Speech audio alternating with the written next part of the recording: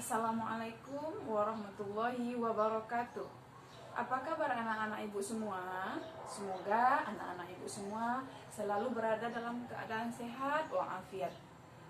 Kita sama-sama berdoa ya nak ya, semoga pandemi ini segera berakhir dan kita bisa bertemu kembali di sekolah, belajar secara tatap muka. Amin, amin ya robbal alamin. Baiklah anak-anak ibu, sekarang kita lanjutkan pembelajaran kita berikutnya, yaitu tentang menjaga kebersihan dengan khitan.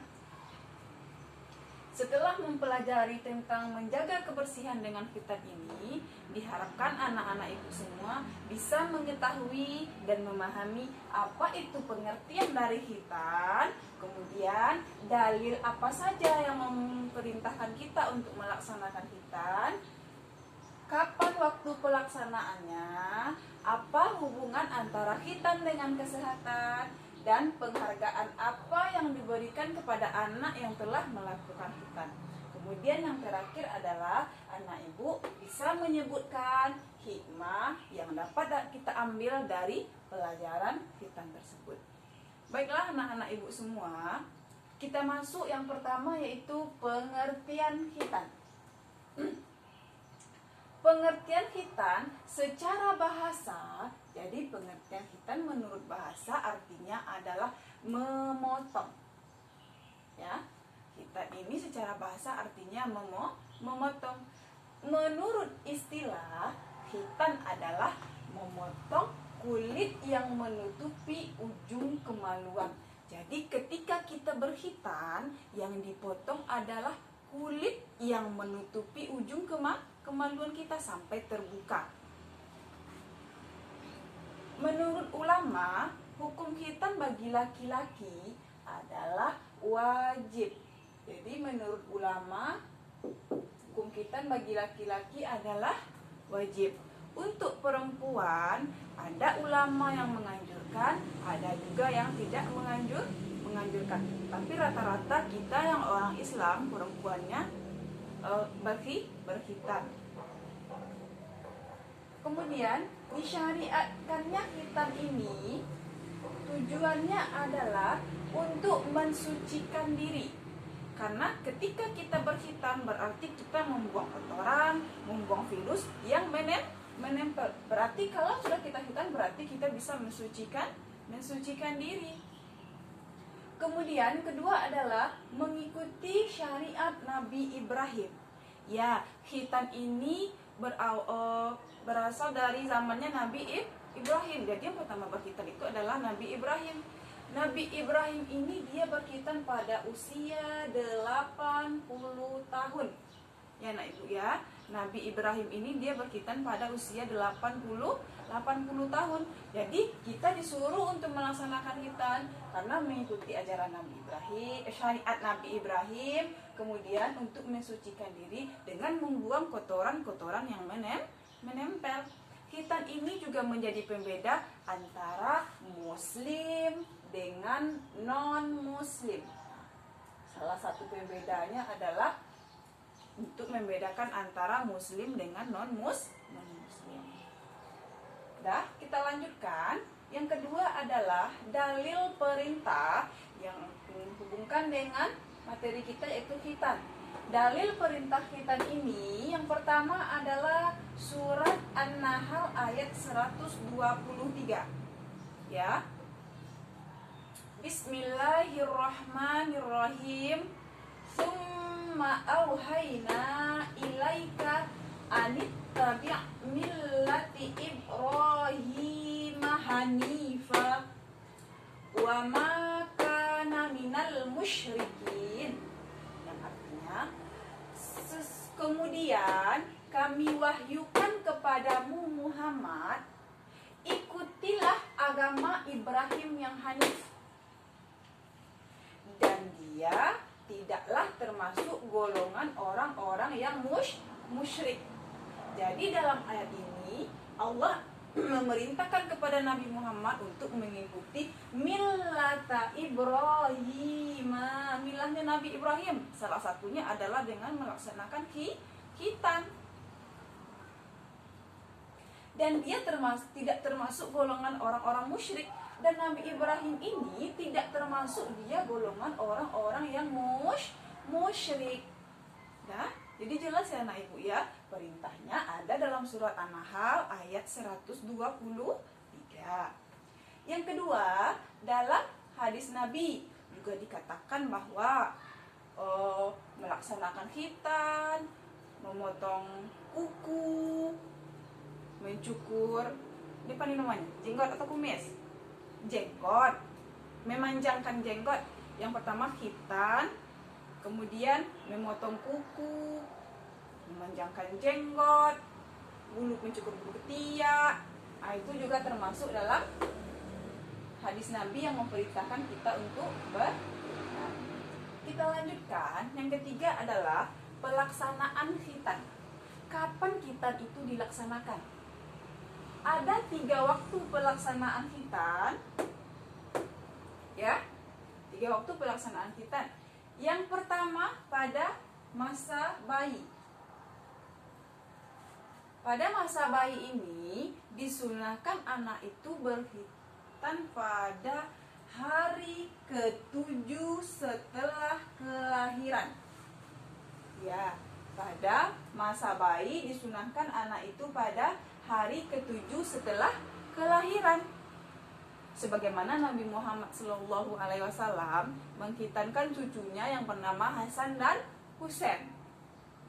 Kemudian yang kedua, pada masa kanak-kanak. Pada masa kanak-kanak ini, ketika dia sudah memasuki usia 7 sampai 15 tahun. Jadi maksimalnya kita berkhitan tuh umur berapa? Umur 15 tahun. Kemudian yang ketiga adalah mu'alaf. Mu'alaf ini adalah orang yang baru masuk Islam. Ya, orang yang baru masuk Islam ini dia juga wajib berkhitan. Kalau dia masuk Islamnya ketika dia kecil, maka dia berkhitan ketika kecil. Tetapi kalau dia masuk Islamnya ketika dewasa, maka dia berkhitan sesuai dengan tata cara dan etika yang telah ditentukan. Untuk pelaksanaan khitan ini biasanya dilaksanakan atau dilakukan oleh dokter atau menteri. Jadi khitan itu tidak bisa dilakukan oleh sembarangan orang. Ada orang yang ahli di bidangnya untuk melaksanakan khitan. Yang keempat, hubungan antara khitan dengan kesehatan. Jadi ada hubungannya antara khitan dengan kesehatan. Jadi anak-anak ibu yang sudah berkhitan mungkin heran, kenapa harus dikhitan? Ya, mungkin tanya sama mamanya, "Ma, kenapa harus dikhitan, Ma?" Nah, sekarang ibu beritahu bahwa ada hubungannya antara khitan dengan kesehatan. Yang pertama adalah dengan berkhitan berarti kita telah membuang anggota tubuh yang menjadi tempat persembunyian kotoran, virus, dan bakteri. Nah, berarti dengan berkhitan kita sudah buang salah satu anggota tubuh kita yang menjadi tempat persembunyian kotoran. Ya. Yang kedua, yang kelima adalah penghargaan yang diberikan kepada anak yang telah melaksanakan khitan. Ada orang yang ketika akan berkhitan tuh ada dulu arak-arakan, seperti orang Sunda dan Betawi, mereka melaksanakan arak-arakan dulu. Kemudian setelah selesai anaknya dikhitan, ada namanya hajatan. Iya, hajatan itu disebut dengan walimatul khitan. Ya, walimatul khitan. Atau ada anak-anak ibu yang sudah berkhitan, kemudian mamanya di rumah adakan acara walimatul khitan, dipanggil tetangga, teman-teman terdekat, sanak saudara. Itu namanya walimatul khitan. Apa tujuannya walimatul khitan ini? Tujuan walimatul khitan ini adalah sebagai ungkapan rasa syukur. Iya, jadi orang tua kita tuh bersyukur karena anaknya telah berkhitan dan minta doa kepada orang-orang yang hadir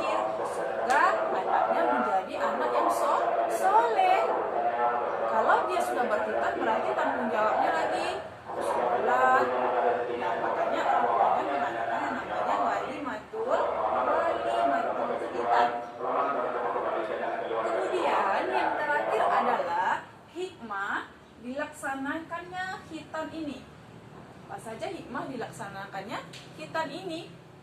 Yang pertama adalah mengikuti ajaran Nabi Muhammad Sallallahu Alaihi Wasallam dan mengikuti syariat Nabi Ibrahim. Iya, karena khitan itu berawalnya dari Nabi Ibrahim. Yang kedua, menjaga kebersihan dan kesucian. Dengan berkhitan tadi, kita telah membuang anggota tubuh kita yang mengandung kotoran, yang mengandung bakteri. Berarti kita telah menjaga kebersihan dan kesucian. Nah, kebersihan dan kesucian ini menjadi salah satu kunci utama kita untuk melaksanakan ibadah. Seperti sholat. Ketika sholat, kita harus bersih dan suci. Iya, makanya kita dianjurkan untuk menjaga kebersihan dan kesucian. Salah satunya yang kita pelajari saat ini adalah dengan melaksanakan khitan. Dan baik anak-anak ibu, mudah-mudahan dengan dijelaskannya materi tentang khitan ini, anak-anak ibu semua bisa paham dan bisa mengerti apa itu khitan, kenapa kita harus dikhitan. Jadi anak-anak ibu yang sudah khitan mungkin bertanya kepada orang tuanya, "Ma, kenapa harus khitan?" Nah, sekarang sudah tahu kan, kita berkhitan untuk menjaga kebersihan, untuk menghilangkan penyakit-penyakit. Jadi hubungannya adalah dengan kesehatan, sebagaimana yang ibu jelaskan tadi. Hubungannya adalah dengan kesehatan. Jadi nanti yang belum berkhitan kalau disuruh mamanya, "Nah, anak kita pergi khitan," jangan takut. Kenapa jangan takut? Karena kita membuang bakteri, membuang kotoran. Oke, anak-anak ibu? Ya, baiklah anak-anak ibu. Mudah-mudahan materi khitan yang ibu jelaskan di sini bermanfaat untuk anak-anak ibu. Anak-anak ibu semua bisa memahaminya ya. Sudahi dengan wabillahi